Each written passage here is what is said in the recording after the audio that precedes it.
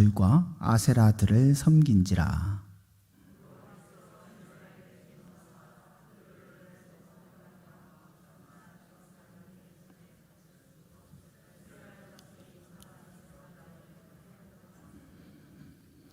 이스라엘 자손이 여호와께 부르짖음에 여호와께서 이스라엘 자손을 위하여 한 구원자를 세워 그들을 구원하게 하시니 그는 곧 갈렙의 아우 그나스의 아들 운니엘이니라.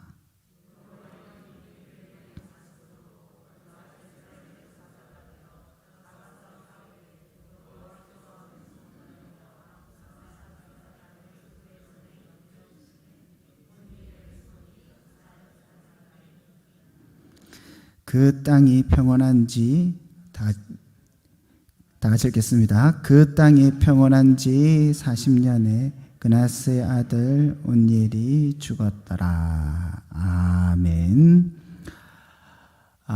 여호수아 말씀을 이제 다 끝내고 이번 주부터는 사사기 말씀을 함께 살펴봅니다.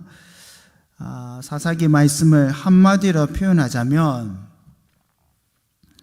교회 세속화에 대한 싸움이다. 교회 세속화에 대한 전쟁이다라고 표현을 할 수 있습니다.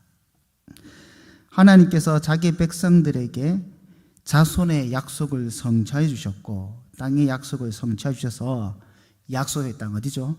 가나안에 머물게 하셨는데 이스라엘 백성들이 세속화에 빠졌어요. 왜 세속화에 빠지게 되었냐? 그 이유는 여러 가지 있겠지만은 바로 땅의 정복에 실패했기 때문입니다. 여러분 여호수아 말씀을 기억하십니까? 하나님께서 약속의 땅을 다 차지하게 하셨습니다. 하나님께서 싸우셔서 대적들을 다 물리치시고 가나안 중부, 가나안 남부, 가나안 북부의 주요한 성읍들과 왕들을 다 차지하게 하셨습니다. 그리고 하나님께서는 여호수아를 통해서 뭘 하셨죠? 땅을 분배하게 하셨습니다. 하나님께서 약속하신 땅을 분배받게 된 거죠. 그런데 이 땅의 분배 과정에서 하나님께서 그 땅을 그냥 주신 게 아니라 사명을 주셨습니다. 어떤 사명이냐? 가나안 족속과 남은 전쟁을 하도록 사명을 주셨습니다. 가나안 땅에는 아직 남아있는 가나안 족속들이 있었거든요. 큰 왕들과 큰 성읍들은 하나님께서 다 물리셨는데 거기에 여전히 남아있는 가나안 족속이 있더란 말입니다. 하나님께서 아직 남아있는 가나안 족속들을 너희들이 이스라엘 백성들이 다 몰아내고 그 땅을 온전히 하나님을 섬기는 땅으로 만들어야 한다라는 사명을 남겨주신 겁니다. 하나님의 기업의 복을, 약속의 복을 가로막고 있는 그들과 싸우고 전투하고 전쟁해서 그들을 다 몰아내고 하나님께서 주시고자 하는 복을 다 받아 누리는 이 사명을 이스라엘 백성들에게 남겨주셨습니다. 만약 이 사명을 무시하고 땅을 포기하고 떠나면 하나님의 약속을 저버리게 되는 거죠. 지금 시대로 적용을 하자면 예수 그리스도 안에서 사는 삶을 포기하게 된다라고 적용을 할 수 있습니다. 그런데 또 궁금한 게 있죠. 하나님께서 왜 가나안 족속들을 남겨두셨느냐? 하나님께서 막 너무 치열하게 싸우셔서 힘드셔가지고 야 잔당들은 너네들이 좀 어떻게 알아서 해라. 아니면 하나님이 힘이 붙여가지고 부족해서 능력이 부족해서 남겨두셨느냐? 그건 아닙니다. 그 이유를 사세기 3장 2절에서 설명을 해주고 있습니다. 사세기 3장 2절에 보시면 이스라엘 자손의 세대 중에 아직 전쟁을 알지 못하는 자들에게 그것을 가르쳐 알게 하려 하사 남겨두신 이방 민족들은, 문장이 길지만 무슨 말씀인지 알겠죠? 전쟁을 알지 못하는 자들에게, 이 자손들에게 전쟁을 알게 하려고 가르쳐 주려고 이방 백성들을 남겨두신 거다라고 말씀을 하고 있는 겁니다. 아니, 그럼 왜 전쟁을 가리키는 겁니까? 왜냐하면 전쟁은, 이스라엘 백성들이 치르고 있는 이 전쟁은 믿음의 시금석입니다. 이 사람이 믿음이 있느냐 없느냐, 이게 뭘로 드러나냐면 전쟁을 통해서 드러납니다. 그래서 하나님께서 이 전쟁의 사명을 남겨두시는데, 가나안 잔장들을 다 몰아내고 땅을 차지할 그 사명을 남겨두셨는데, 이스라엘 백성들이 이 사명을 수행하는데 실패한 겁니다. 전쟁을 통해서 이 구원 얻는 믿음이 있습니다 라는 것을 보여주는 것, 하나님 옆에 드러나는 것을 실패한 거죠.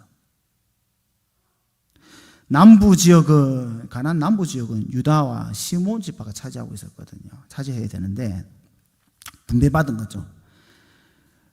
연합해가지고, 두 지파가 연합해가지고 산지에 살고 있는 주민들을 쫓아내기도 하지만은 철병거가 있어가지고, 우리는 다 못 쫓아내겠습니다, 이렇게 합니다.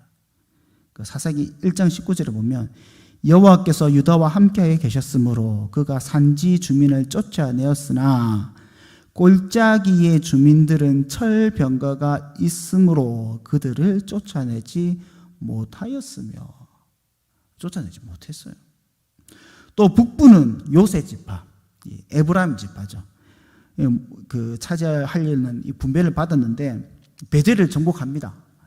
그런데 북부 지역도 완전히 쫓아내지 못합니다.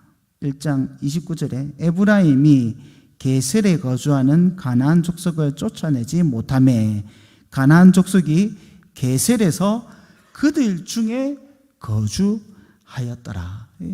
에브라임 족속이 있는 그게 게셀 가운데 가나안 족속이 그대로 있었다는 말입니다. 스불론과 아셀 지파는 더 심각합니다. 1장 13절에 보면, 1장 31절에 보면, 아셀이 악고 주민과 시돈 주민과 알락과 악십과 헬바와 아빅과 르홉 주민을 쫓아내지 못하고 아셀 족속이 그 땅의 주민 가나안 족속 가운데 거주하였으니 이는 그들을 쫓아내지 못하였더라. 스불론과 아셀 지파는 아예 쫓아내지를 못했던 거예요. 그래서 앞에는 이스라엘 가운데 가나안 족속이 이게 조금 살았는데, 여기는 반대인 거예요. 가나안 족속이 있는데 그게 스불론과 아셀 지파가 살고 있었던 겁니다. 최악은 단입니다. 단 지파가 최악입니다. 34절 35절 보면, 아모리 족속이 단 자손을 산지로 몰아넣고 골짜기에 내려오기를 용납하지 아니하였으며 결심하고 헤레스산과 아얄론과 사얄빔에 거주하였더라. 뭔 말이냐면 단은 아예 가나안 족속들에게 쫓겨난 겁니다. 하나님께서 분배해 주신 약속의 땅에서 쫓겨난 거예요. 그래서 살다 고립돼서 도저히 못 견디니까 아예 하나님께서 주신 그 땅을 버리고 포기하고 다른 데로 집단으로 이주해 살았던 겁니다.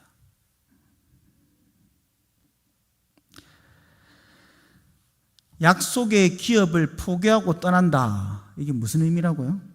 하나님의 약속 안에 살아가는 삶, 구원을 누리는 삶을 포기한 것이죠. 앞서 말씀드렸던 같이 오늘날로 치면 그리스도 안에서 살아가는 삶을 포기한 겁니다. 이렇게 하나님께 주신 사명, 전투하는 교회로서의 사명을 포기한 이스라엘은 급속도로 세속화에 빠지게 되는 겁니다. 그러면 이스라엘 구약의 교회가 어떻게 세속화에 빠지냐? 먼저는 하나님, 이스라엘을 섬기는 하나님 대신에 우상, 가나안신 누굽니까? 바알과 아스타롯을 섬기게 됩니다. 여러분, 바알과 아스타롯은 농사의 신이죠. 농사의 신, 풍요의 신입니다. 이스라엘은 지금까지 농사를 지어본 적이 없습니다. 왜 그렇습니까? 광야에서 유목 생활을 했기 때문입니다. 그런데 이제 가나안 땅에 정착을 하니까 농사를 지어야죠. 이게 정착을 했으니까. 막상 농사를 지으려 하니까 농사에 능통한 신이 필요한 겁니다. 농사의 기술이 필요한 겁니다. 지금까지 경험해 봤을 때, 여호와, 우리가 섬기는 여호와는 전쟁에는 능하시거든요. 다 이기시니까 전쟁에는 능하시는데, 농사는 모르겠다. 농사는 모르겠다. 여기에 보니까 가나안에 보니까 농사의 신이 있더라. 농사를 잘 짓게 해주고 풍요롭게 해준 신이 있더라.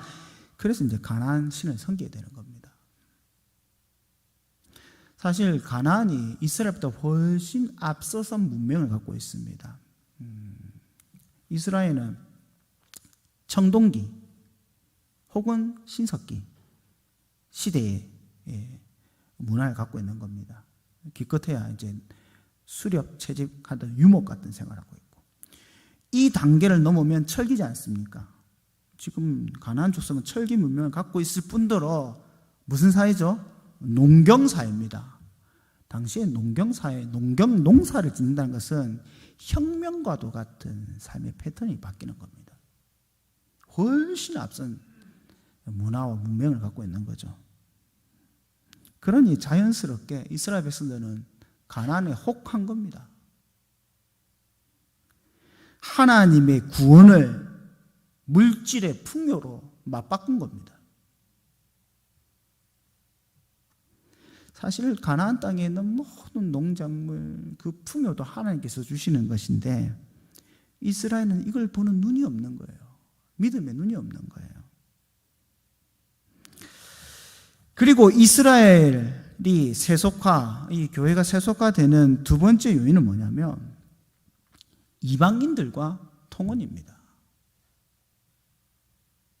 교회 안으로 세속화가 들어오도록 가장 문을 활짝 열게 만들 게 뭐냐면 이방인들과 통혼하는 겁니다.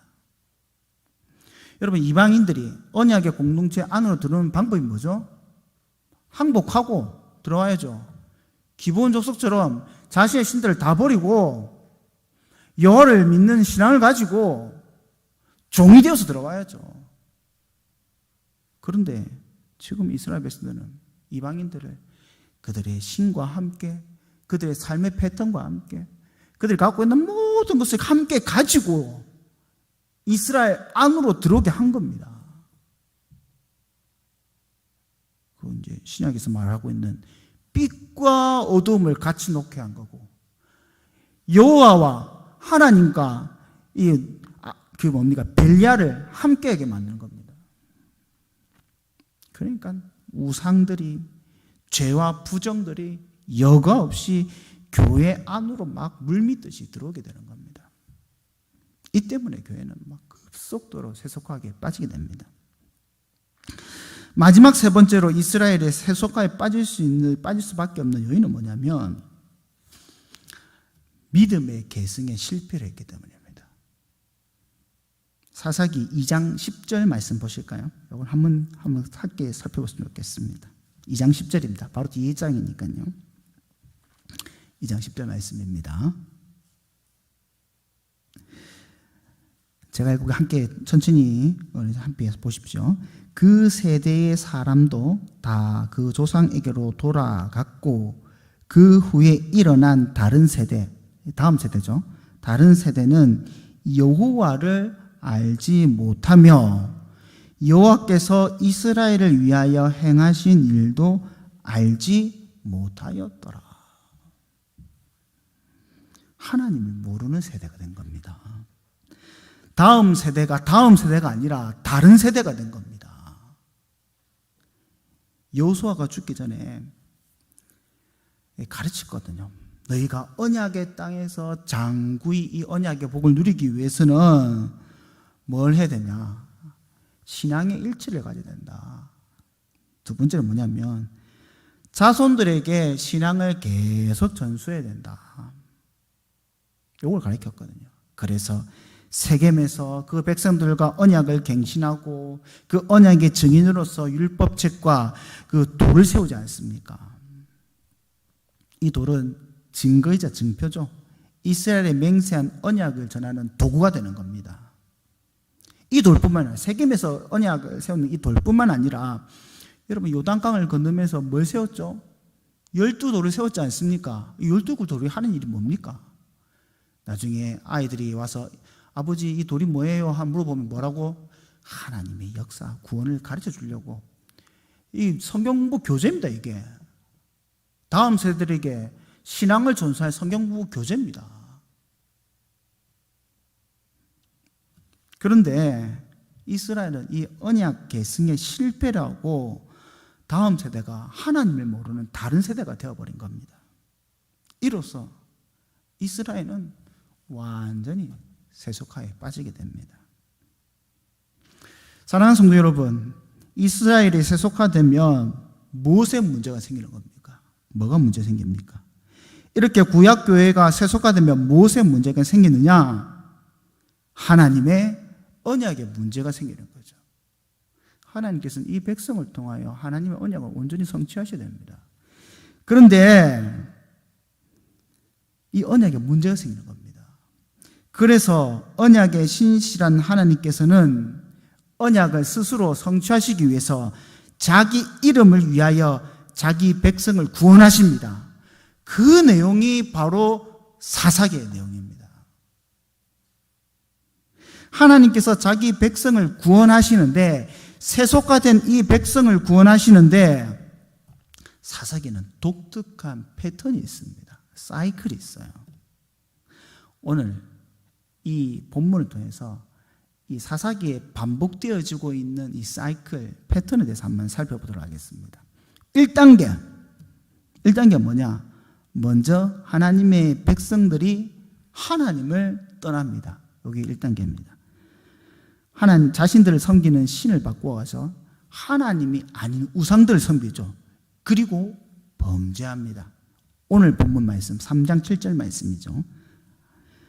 이스라엘 자손이 여호와의 목전에 악을 행하여 자기들의 하나님 여호와를 어떻게 했다고요? 잊어버리고 바알들과 아세라들을 섬긴지라. 이스라엘이 신을 바꿨어요. 신을 바꿨다고. 여호와가 아니라 바알과 아세라로 신을 바꾼 겁니다. 그러니까 범죄를 하죠. 하나님께서 이렇게 범죄한 자기 백성들을 돌이키기 위해서, 다시 돌이키기 위해서 뭘 하시느냐? 이방 나라에게, 이방 족속들에게 이 백성을, 언약 백성을, 하나님 백성을 넘기십니다. 팔아 넘기십니다. 2단계입니다. 하나님께서 이 이방인들에게 이스라엘을 넘깁니다. 8절 말씀 보실까요? 여호와께서 이스라엘에게 진노하사 그들을 메소포다미아 왕 구산 리사다임의 손에 파셨으므로. 보이십니까? 파셨다는 것. 이스라엘 자손이 구산 리사다임을 8년 동안 섬겼더라. 하나님께서 이방 족속들에게, 노략하는 자들에게 이스라엘을 팔아 넘기십니다. 노략질 당하도록 넘기십니다. 그러니까 마음껏 와서 이방인들의 이스라엘을 노략질하고 핍박하고. 그런데 이스라엘 백성들은 주위에 있는 이방인들을 도대체 이겨내지를 못합니다. 이전에는 돌기만 해도 다 이겼는데, 아무것도 안 해도 이겼는데 도무지 이겨내지를 못합니다. 그래서 압제당하고 고통당하고 괴로운 가운데 있게 되는 거죠. 그래서 견디다 못해가지고 어떻게 합니까? 하나님 앞에 부르짖는 거예요. 아이고 하나님 못 살겠습니다. 우리 죽겠습니다. 3단계, 여호와께 부르짖습니다. 9절 말씀 보시면 이스라엘 자손이 여호와께 부르짖음에, 여호와께 부르짖죠. 이렇게 이스라엘이 여호와께 부르짖으면 그때 하나님께서 뭘 하시냐? 그 부르짖음을 듣고, 그냥 구원하신 게 아닙니다. 이스라엘 백성들이 이렇게 부르짖으면 그 부르짖음을 듣고 구원하시는 거예요. 구원하시는데 누구를 들어서 구원하시느냐? 바로 사사를 들어서 구원하십니다. 4단계 사사를 세워 구원하십니다. 9절 말씀 보시면 여호와께서 이스라엘 자손을 위하여 한 구원자를 세워 그들을 구원하게 하시니 그는 곧 갈렙의 아우 그나스의 아들 온니엘이라. 하나님께서 사사를 세우사 사사와 함께 하셨고 사사를 통해서 대적들을 몰아내시고 구원을 베풀어 주시는 겁니다. 또 사사가 사는 동안에 이스라엘 백성들은 대적의 손에서 구원받고 안식을 누리게 되죠. 10절 11절 말씀입니다. 여호와의 영이 그에게 임하셨으므로 그가 이스라엘 사사가 되어 나가서 싸울 때에 여호와께서 메소포타미아 왕 구산 리사다임을 그의 손에 넘겨주심에 온니엘의 손이 구산 리사다임을 이겼죠. 그리고 11절에 그 땅에 평온한 지 40년에 그나스의 아들 온니엘이 죽었더라. 온니엘이 살아있는 동안은 안식을 누리는 거예요. 여러분, 우리 시대도 반드시 하나님께서 세우신 구원자를 통해서 하나님께서 구원하십니다. 구원자가 누구십니까? 예수 그리스도죠. 그래서 이 사사들은 예수 그리스도의 예표입니다. 예표. 이렇게 하나님께서 이스라엘 백성들을 구원하셨으면 어떻게 하겠습니까? 이제 정신 차리고, 정신 챙기고 똑바로 살아야겠죠. 하나님 약속 가운데 똑바로 살아야겠죠. 그런데 안 그렇습니다. 사사기 패턴, 이게 사이클이 있다고 했죠. 1, 2, 3, 4단계 갔다가 다시 1단계로 갑니다. 12절 말씀 보실까요? 또 신을 바꿉니다. 12절 말씀에 이스라엘 자손이 또 여호와의 목전에 악을 행하니라. 이스라엘 자손이 여호와의 목전에 악을 행하였으므로 다시 1단계. 나중에 사사가 죽은 후에는 그들이 돌이켜 그들 조상보다 더욱더 타락하여서 다른 신을 따라 섬기고 그들에게 절하고 그들의 폐역한 길을 따라 삽니다. 사사기 2장 16절 17절 말씀 보면 이렇게 되어 있습니다. 여호와께서 사사를 세우사 노략자의 손에서 그들을 구원하게 하셨으나 그들이 그 사사들에게 순종하지 아니하고 오히려 다른 신들을 따라 음행하며 그들에게 절하고 여호와의 명령에 순종하던 그들의 조상들이 행하던 길에서 속기 치우쳐 떠나서 그와 같이 행하지 아니하였더라. 1, 2, 3, 4 다시 1, 2, 3, 4 이게 계속 반복되는 게 뭐냐? 사사기다. 사사기가 바로 그런 사이클로 계속 돌아갑니다. 하나님께 백성들이 타락하면 하나님께 구원해 주시죠. 또 다시 백성들이 타락하고 알고 못 살겠습니다. 하나님께서 또 사사 보내셔서 또 구원하십니다. 또 평안 얻으면 또 타락합니다. 여러분, 이런 사사기를 보면 어떤 마음이 듭니까? 혹시 무슨 이런 교회가 다 있나? 이 사람들 진짜 하나님 믿는 사람들이 맞나? 참 이 교회가 교회 같지도 않다라는 생각이 안 듭니까? 그런데 여러분, 우리가 사사기를 읽으면서 잊지 말아야 할 것이 있습니다. 사람이 보기에도 이렇게 흠이 많고 연약한 교회, 어떻게 보면 정말 세게 말하자면 교회 같지도 않는 그 교회를 하나님께서 왜 포기하지 아니하시냐라는 것입니다. 왜 하나님께서 징계하시고 또 때리시고 돌아오게 하시고 또 용서하시고 그렇게 구원하시고 그렇게 용서하면 그들이 돌아와서 또 범죄할 것을 아시면서도 왜 하나님께서는 이 교회를 포기하지 아니하시고 계속해서 구원하시냐는 것입니다. 하나님께서 포기하지 않는 이유가 무엇입니까? 이 백성들이 좀 괜찮았어요. 다른 다른 민족들보다 이스라엘이 좀 더 나아서 그렇습니까? 아니죠. 하나님께서 포기하지 않는 이유는 단 한 가지입니다. 자기 약속 때문입니다. 자기 언약 때문입니다. 자기 이름 때문입니다. 자기 피로 사신 교회, 내 백성을, 내 언약, 내 약속, 그거 지키시려고 하나님께서는 결코 교회를 포기하지 않으십니다. 여러분, 우리가 사사기를 보면서 약속에 신실하신 하나님, 끝까지 자기 백성을 포기하지 아니하신 그 하나님을 바라보셔야지 소망이 있는 겁니다. 우리가 사사기 보면 참 이게 교회의 현실이구나. 이게 아담의 후손들의 본색이구나. 그런 걸 많이 느끼지 않습니까? 근데 그것만 보시고 그것만 보고 실망하고 지적하고 뭐 그렇게만 끝나면 교회의 비방자밖에 되지 않습니다.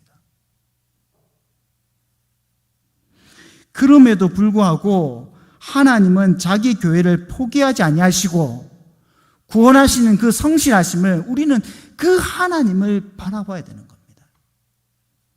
하나님께서 자기 피로 우리를 구원하셨죠.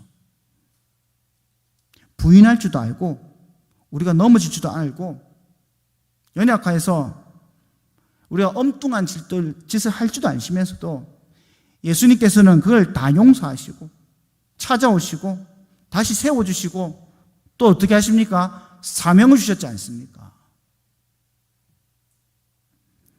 우리는 이 하나님의 신실하심을 바라봐야 됩니다. 우리는 이 하나님의 마음을 품어야 되는 겁니다. 교회가 실패하고 타락하였지만 그럼에도 불구하고 끝까지 포기하지 아니하시고 찾아오셔서 다시 일으키시고 세우시고 회복해 하시는 하나님께 소망이 있는 줄 우리가 믿어야 되는 겁니다. 하나님께 소망을 두는 교회가 되어서 이 악한 시대에 교회가 넘어지기도 하죠. 교회가 정말 부끄러운 모습을 보이기도 합니다. 그럼에도 불구하고 하나님께서는 이 교회를 통해서 생명을 전하고 하나님의 약속을 이루어 가신다. 교회 말고는 이 땅에 그 생명의 기관이 없습니다. 교회 말고는 구원이 없습니다. 하나님께서는 그럼에도 불구하고 이 악한 자들을 세우시고 회복해 하시고 다시 사명을 주시고